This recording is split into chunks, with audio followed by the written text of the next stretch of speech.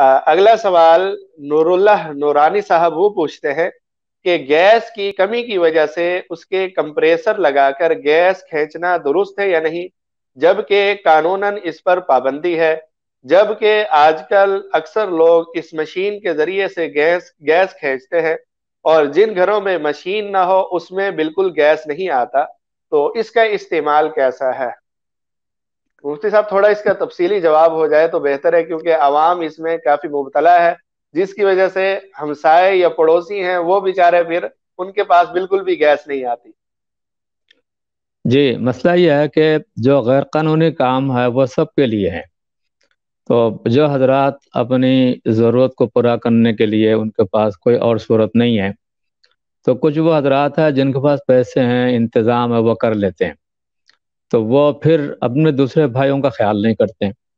اور ہر بندے کے پاس ممکن ہے کہ یہ سہولت بھی نہ ہو۔ تو اسی لیے اصل صورتحال تو یہ ہے کہ قانونی طور پر حکومت سے جا کے، اور ظاہر بات ہے جو جس چیز کی پیداواری کم ہو تو ہم کیا کریں گے، وہاں سے تقسیم اس طرح کر رہے ہیں کہ گیس کم آ رہی ہے، تو ظاہر بات ہے اسی کا نتیجہ یہ ہوگا کہ اگر ہم تھوڑا بہت ایک دوسرے کا خیال کریں اور اس کو یعنی ٹائم کے حساب سے اس کو استعمال کریں، تو ممکن ہے کہ کسی نہ کسی درجے میں جا کے سب کی ضرورت پوری ہو سکے۔ لیکن اگر صورتحال یہ ہے کہ اس مشین کے لگائے بغیر کوئی صورت نہیں ہے، تو پھر وہاں پہ ہم دوسروں کے ساتھ ناانصافی کرتے ہیں کہ جو ہم یہ چاہتے ہیں کہ بھئی ہمارا سارا کام ہو جائے، دوسرا بے شک انسان اس کا چولہا جلے یا نہ جلے اس کی فکر ہم نہیں کرتے۔ تو جہاں جس ضرورت اپنی ضرورت کو سامنے رکھتے ہوئے دوسرے میرے بھائیوں کا حق ہم مارتے ہیں، یہ بھی تو اپنی ذمہ داری ہے۔ تو لہٰذا یہ چیز انصاف نہیں ہے ہمارے معاشرے کا اندر، عدل نہیں ہے ہمارے معاشرے کا اندر۔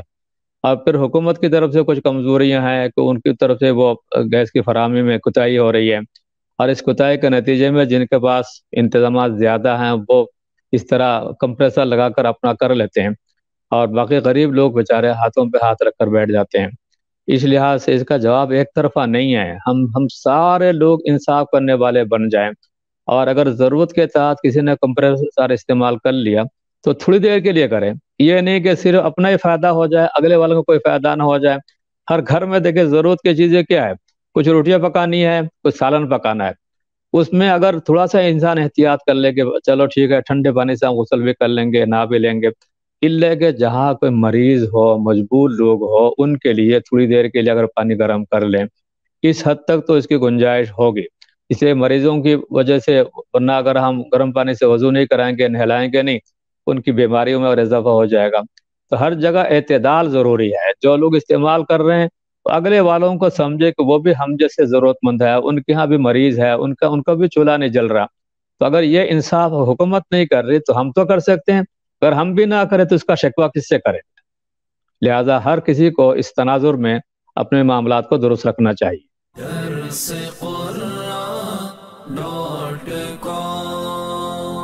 www.darsequran.com